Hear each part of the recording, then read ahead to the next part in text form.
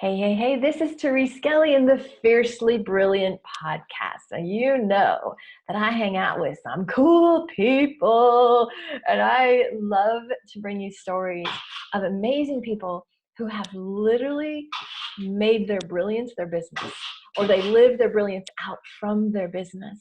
And so today I'm super excited to bring my friend Tish Times to the show. And so I'm going to introduce Tish in a moment, but the goal of this podcast is always to give you hope and inspiration, is always to show you, wherever you are, you can get through anything. And there are certain things that my friends and I have gone through and certain strategies we have employed that I want you to take away so you too can be fiercely brilliant in the world. All right. So Tish, welcome. I'm so glad you're here with us, darling. Hey, hey, hey, I'm so glad to be here. I've literally been looking forward to this all morning. Yeah. Sweet, sweet, sweet. So tell the people what you do. So first of all, I'm a woman I love helping people. I love making sure that women know that they can think bigger, they can live bigger. In my professional life, I hate phony networking. I hate salesy sales, and I believe that other people do as well. So I literally get joy from empowering entrepreneurs and sales professionals to just be themselves, to be authentic, to have great conversations, to stop trying to put on a name tag and be someone else and just be themselves, and other people will fall in love with them first, and then they will love the work that they do with them. So I just love helping people be who they are. Oh, that is so cool. Well, and just let me tell you this. So, Tish and I, we live in the same state. She's you're out west, and we have mutual connections. So we had one of those, hey, we should get to know each other. And I was never, ever, ever, ever going to join a networking group, never. I'm like, oh, I would never go to BNI. Not that I had anything against it, but I like to work from home. And after 15 minutes of being on a call with Tish, I'm like, I will follow you anywhere, woman. And she just happens to have a chapter, a franchise of Networking Action.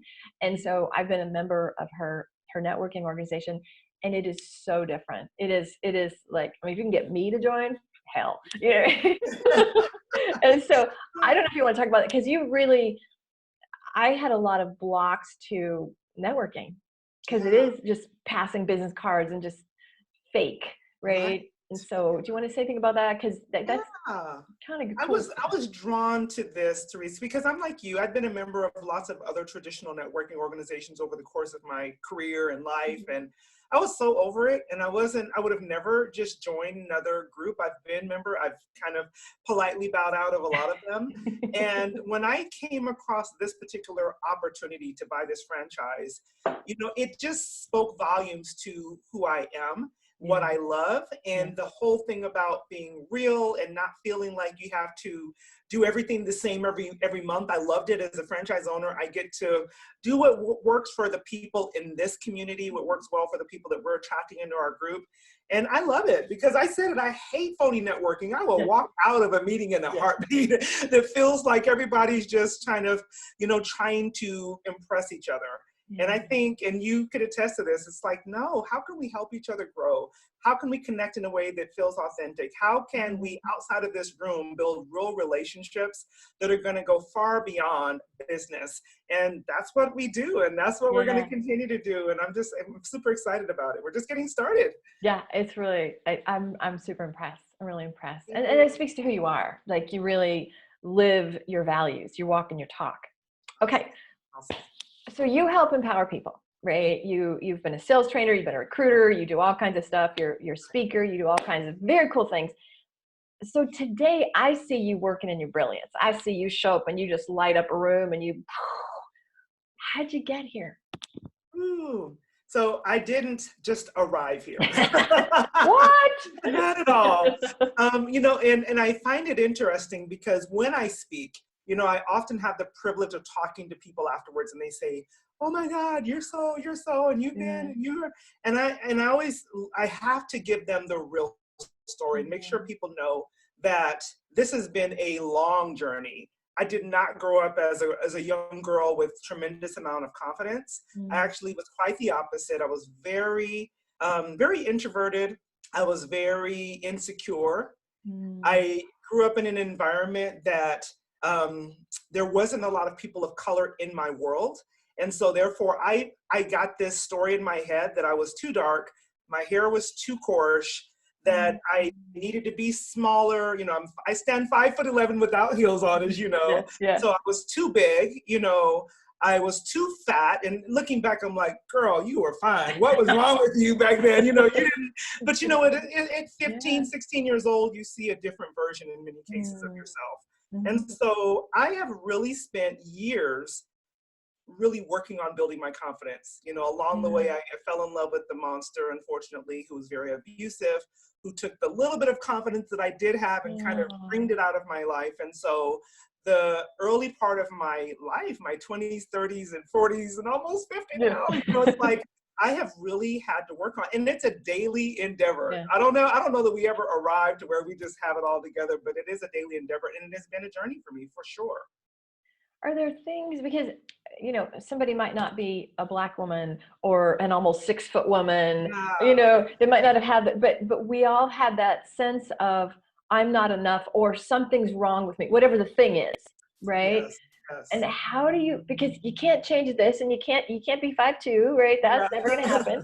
And so how do you reconcile that? How do you stand today? Because you are loud and proud. I mean, this woman, she's 5'11" and she wears freaking heels. Like, I hug her and I'm like this, right?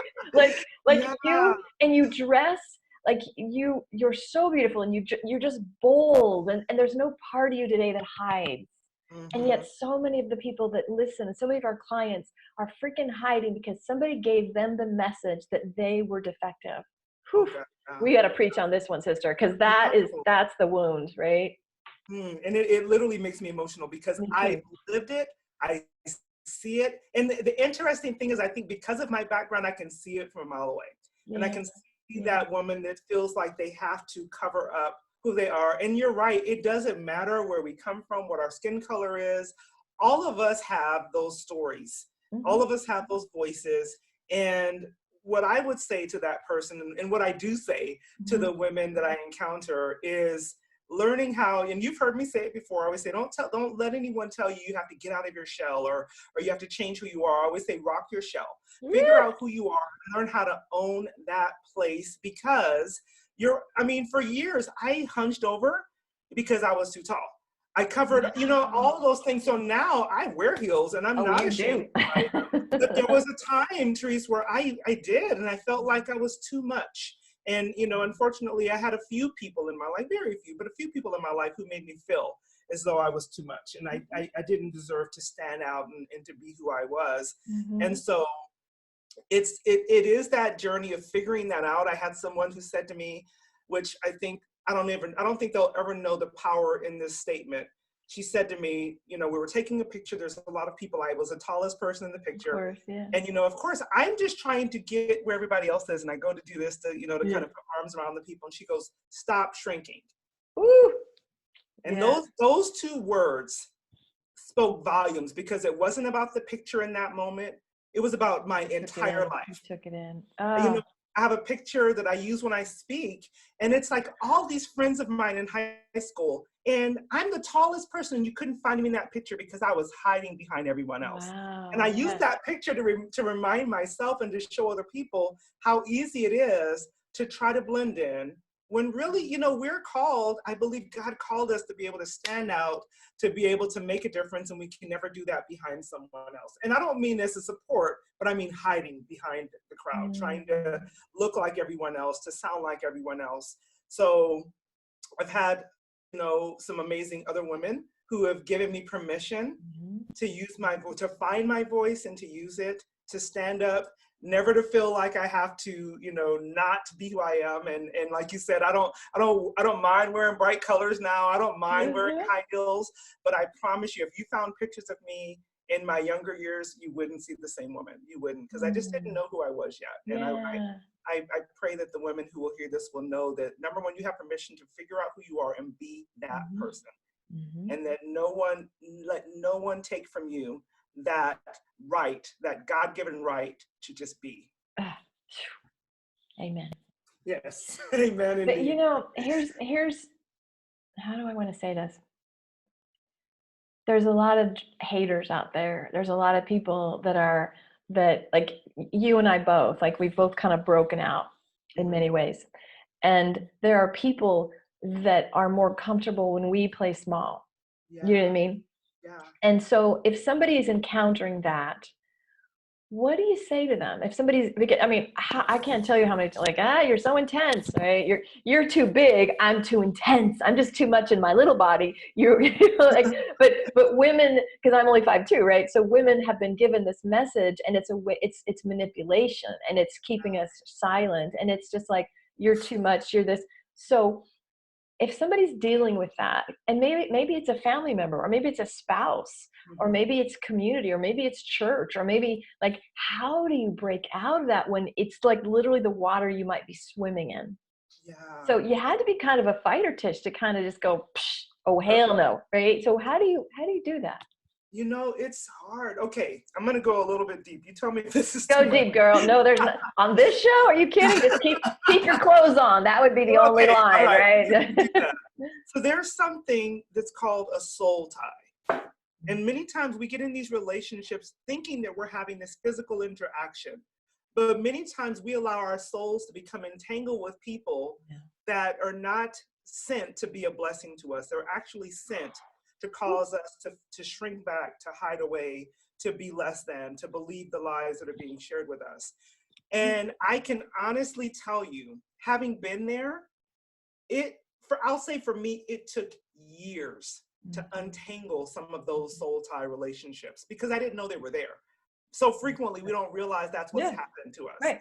And so when they are close relationships, family members, people we consider to be friends, people who are leaders in our lives, Yeah. it's almost impossible when we're unaware.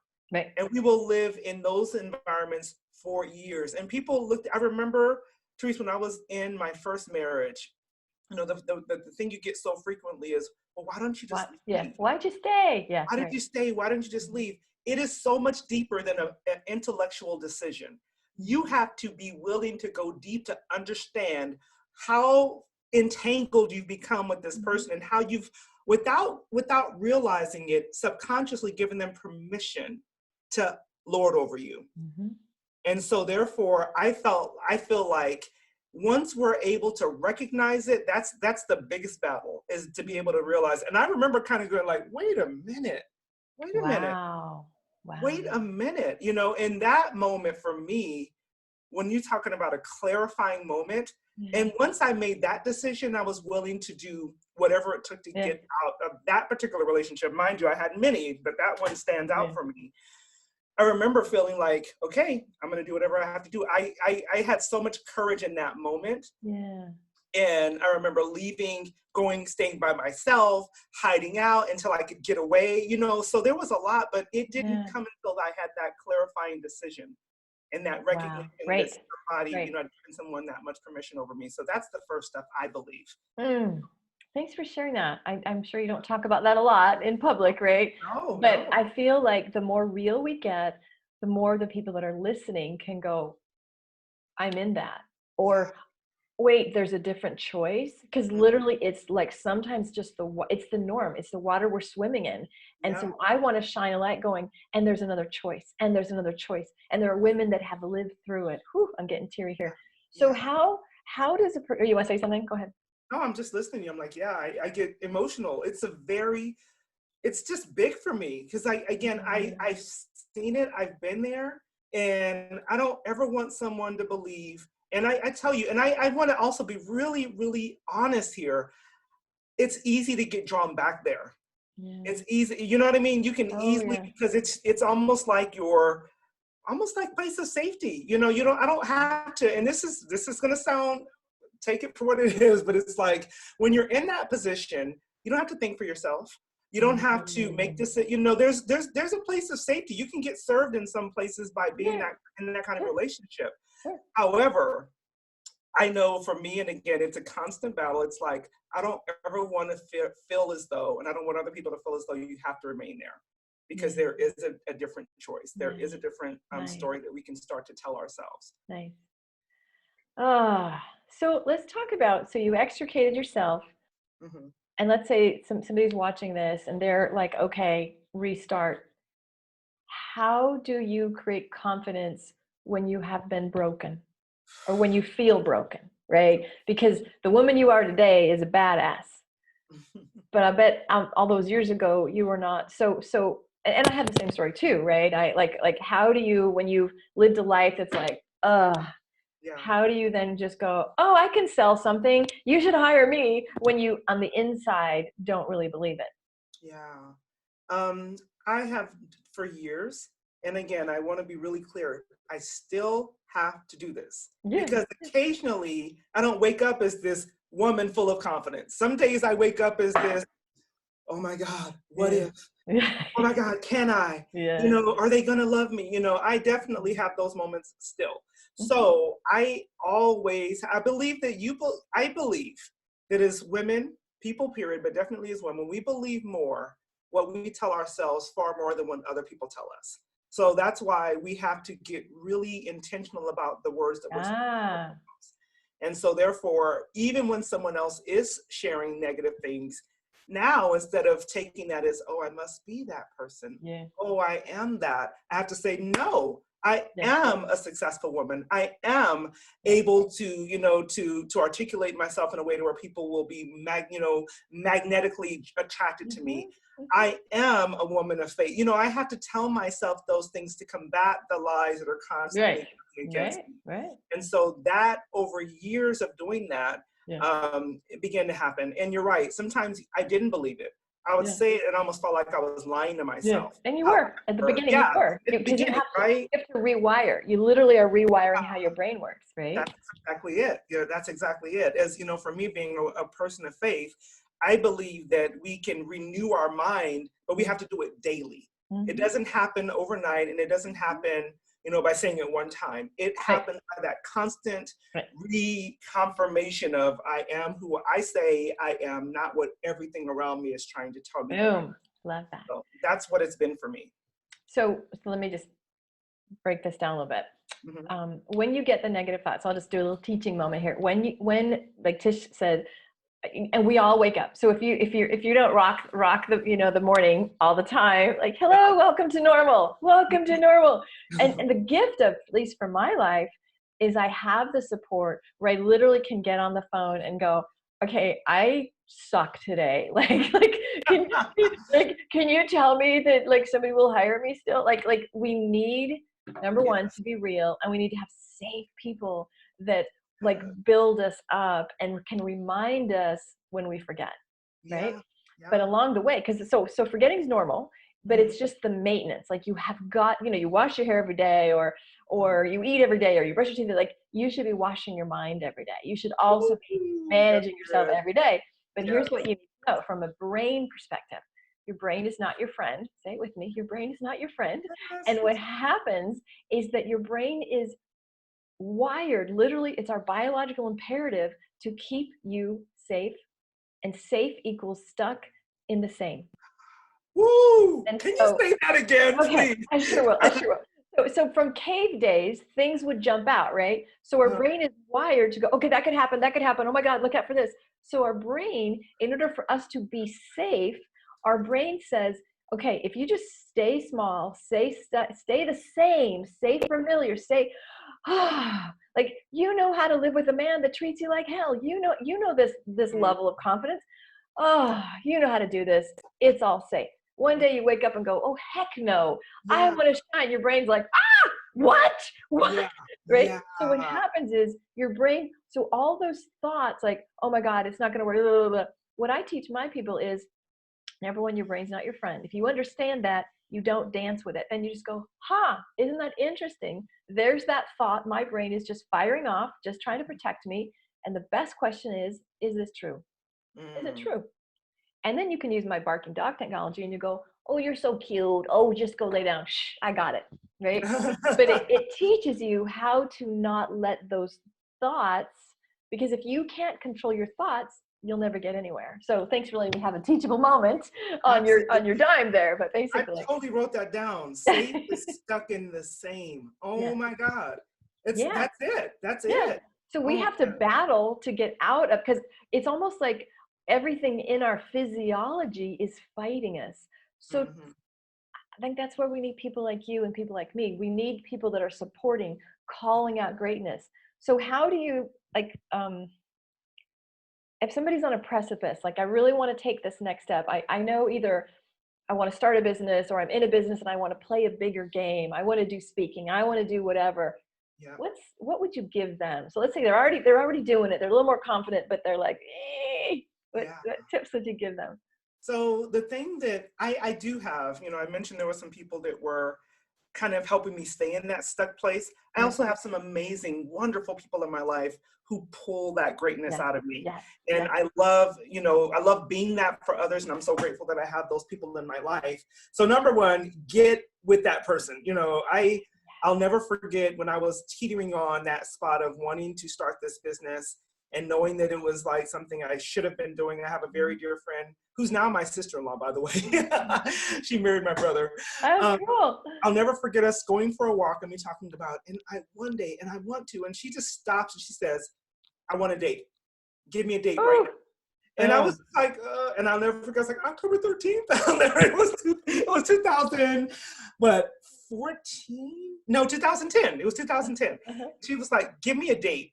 And I was just like, I just gave her a date. And I had my first event that date, and I've been doing it ever since. Oh You my God. know, and so I have people like that. So I say, get with those people who are going to call you on your Yes, head crap and not yes, allow you to stay in that place of yes. stuck. Number two, do it. Because the thing that I found is I got more and more comfortable. I'd never spoken before. I'd never run events before, none of those things until I did it. Yes. So it's like, do it. And then even if it sucks, I've been in rooms where I've had two people show up. I've been in rooms where I had to preach to an empty room, and I did it anyway. I have, and I did it anyway because that was the only way I would get better at it. And I Absolutely. knew in the moment I had that room where it was empty or one or two people, the moment I finished, I scheduled the next one because I knew if I Wow. stayed in my feelings, I would not do it again. And So so it's like, do it, say it. What? I was going to ask you, because a lot of people would have, the brain would go, see, nobody wants you. Ugh, it's not going to work. Yeah. Tish, do you have a mission? Because it's in my model of the world, it's like you got this thing, but you go, shh, my mission is pulling me forward. So you go lay Yes. down, right? So Yes. how do you not quit on yourself? Because this is So powerful. this is the thing. I believe that if I quit on myself. But you know what's bigger for me? Just Yeah. because of, I guess, my belief system, my background. I feel like when I quit on me, I quit on all the people that I'm called to serve. And I literally see the That's face it. of those people That's whom, it. when I met them, they were struggling so desperately with their own confidence. They didn't believe they could have a successful business. They didn't believe they could be anything beyond what they currently were. And I've seen them excel. I've seen them make more money than they ever thought possible. I've seen them get to a place in their confidence where they're running their business like leaders. And so when I think about quitting on me, I also think about quitting on them. And I remember someone saying to me, there are people whom you've never met who are depending on you to do this.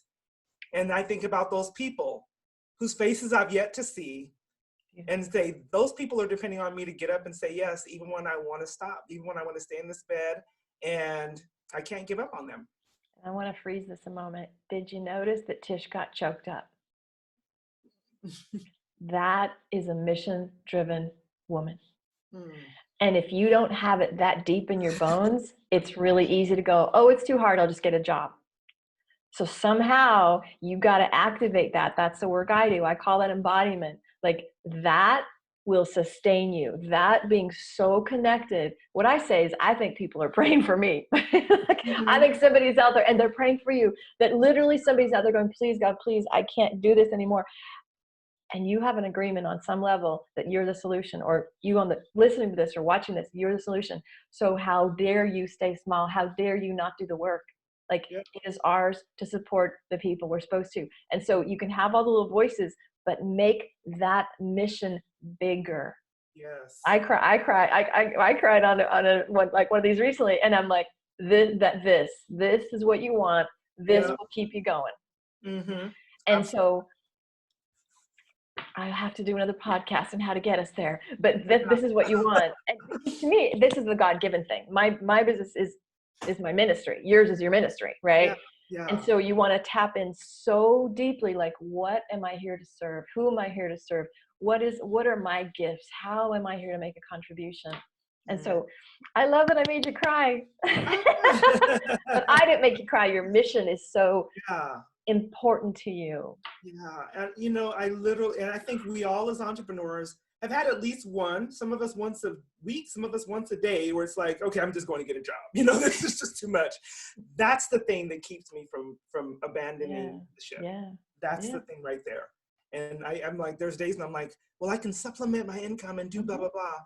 And I'm like, that's taking away from the people who need you the most. It's like, what can you do within your mission to serve those people? Yeah. And just make it happen. Oh, woman. I feel like we have just come, like we should just raise a toast. This has been such a beautiful, this is really, wow. There we go.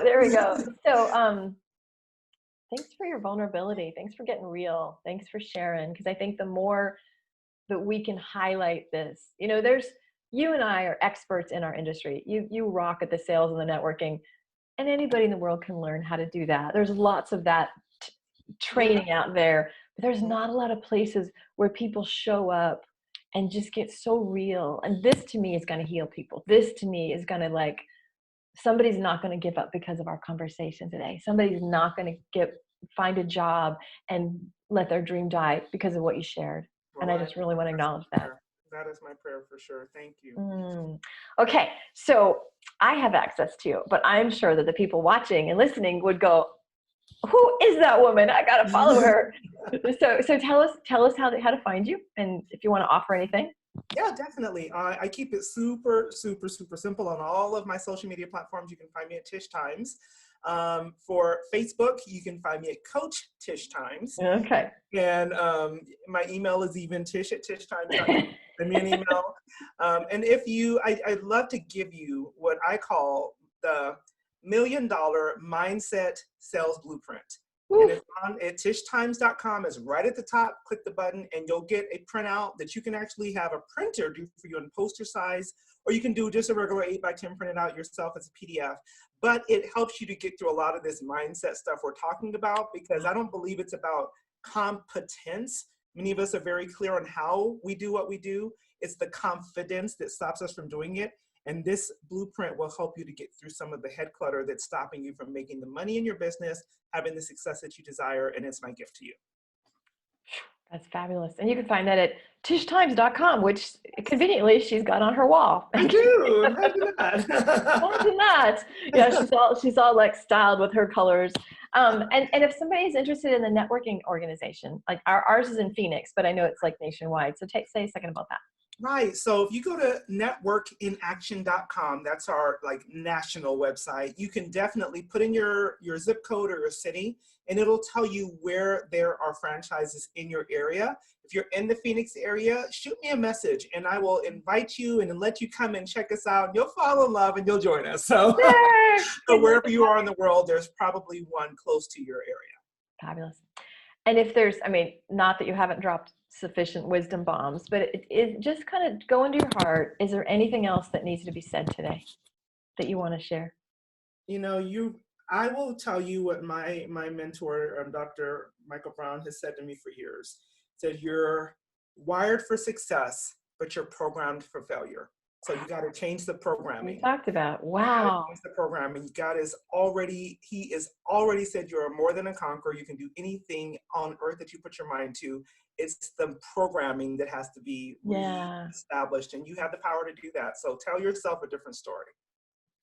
Boom. Mic drop. What a good, I love this. This is so fun to hang out with you. So, I gotta take a bath after this one. I just want to luxuriate in all this yummy, and I just want to chill. This is so beautiful. So thank you for your beautiful, beautiful presence.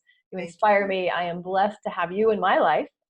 Likewise, Teresa. And happy to have you out there in the world. Gosh, what do I want to say? Well, how'd y'all like this? Wasn't this good?